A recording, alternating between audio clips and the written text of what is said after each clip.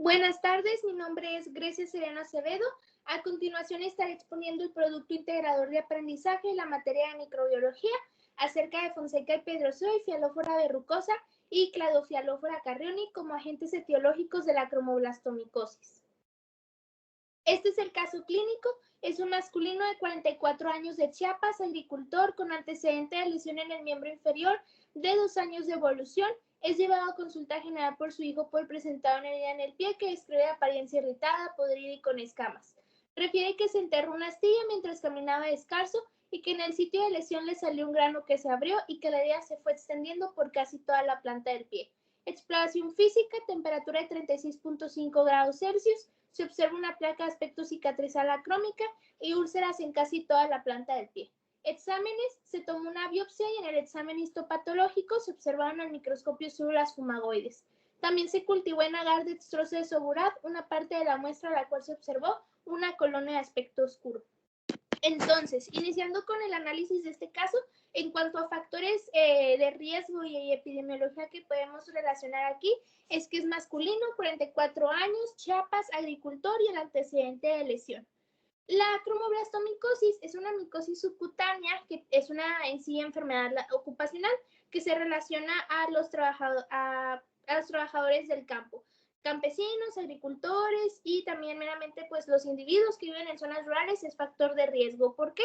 ¿Por qué todas estas zonas? Porque básicamente estos agentes etiológicos se encuentran en el suelo, materia orgánica en descomposición, plantas y madera. La madera por ello es factor de riesgo porque aquí nos dice que el paciente tuvo una lesión con una astilla mientras caminaba descalzo, que pues también es factor de riesgo, ¿no?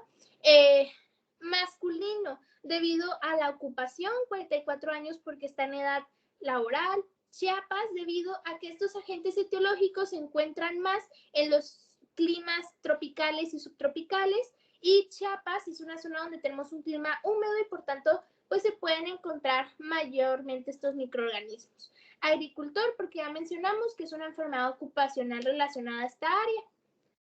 Ahora bien, en cuanto al desarrollo de la enfermedad, se nos menciona aquí que el paciente tuvo esta lesión. ¿Cómo se desarrolla la cromoblastomicosis?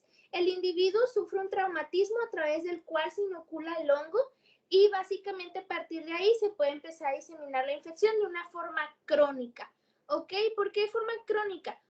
La forma parasitaria del hongo son las células fumegoides o muriformes y es básicamente por su estructura, en la cual pues la mayoría consiste principalmente de lípidos y glucógeno y pocos orgánulos, lo cual básicamente le ayuda a esta capacidad del hongo de permanecer latente en el tejido y por ello es que se extiende durante un gran periodo de tiempo la infección, además de que puede ayudar a la resistencia contra el tratamiento.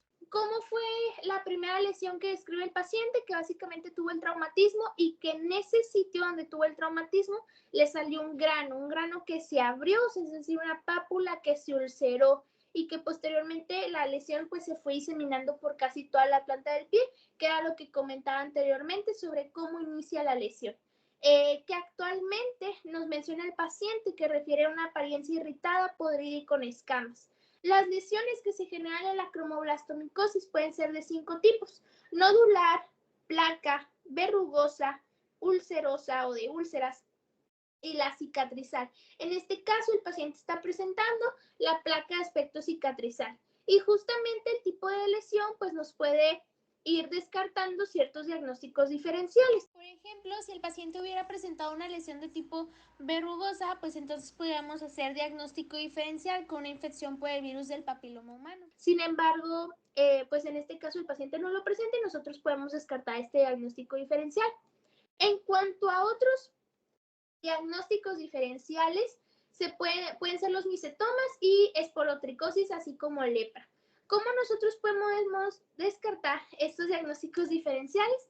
Porque en el caso del micetoma, nosotros al tomar la muestra para su examen directo con hidróxido de potasio o bien una biopsia, vamos a encontrar en el caso de los micetomas, tanto actinomicetoma como eumicetoma, granos que son característicos pues de esta enfermedad. En cambio, aquí en el examen histopatológico, es decir, en la cromoblastomicosis, yo voy a encontrar algo que es patognomónico, que son las células fumagoides, que como mencionaba anteriormente, pues son la forma parasitaria de este hongo. Ahora, en cuanto a la esporotricosis, al yo hacer un examen directo, lo que ni siquiera voy a observar las células fumagoides porque no es cromoblastomicosis, y lo que puedo llegar a observar pueden ser las levaduras en forma de cigarros. En cuanto al cultivo, aquí se nos menciona que es una colonia de aspecto oscuro debido a la presencia de melanina. La melanina puede ser un factor, bueno, no puede, es un factor de virulencia de estos hongos. ¿Por qué? Porque de matiáceos, por eso por la producción de melanina, porque básicamente la melanina inhibe la fagocitosis. Y también algo que hace es que puede inhibir o básicamente hacer el hongo resistente a las especies reactivas tanto de nitrógeno como de oxígeno. O sea, básicamente la melanina le ayuda a evadir la respuesta inmune y por ello pues es un factor de virulencia. Otros factores de virulencia pueden ser enzimas proteolíticas, meramente pues para la destrucción del tejido y su diseminación.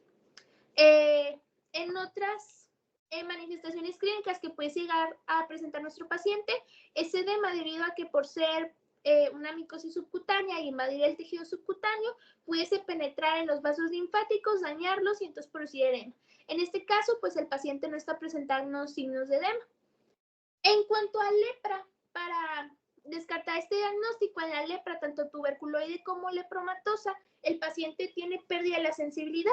En este caso, pues nuestro paciente, como no tiene lepra y tiene cromoblastomicosis, en la exploración física se puede referir que pues el paciente no tuvo pérdida de la sensibilidad. Ahora, en la exploración física nos menciona que tiene una temperatura de 36.5 grados Celsius. Es decir, no tiene temperatura ya que en esta patología pues no se desarrolla fiebre. Aparte de que muchas de las enfermedades por hongos pues no desarrollan fiebre.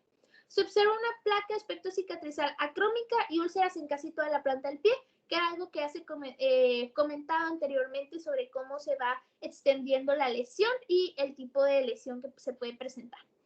En los exámenes se tomó una biopsia y en el examen histopatológico se observaron al microscopio células fumagoides.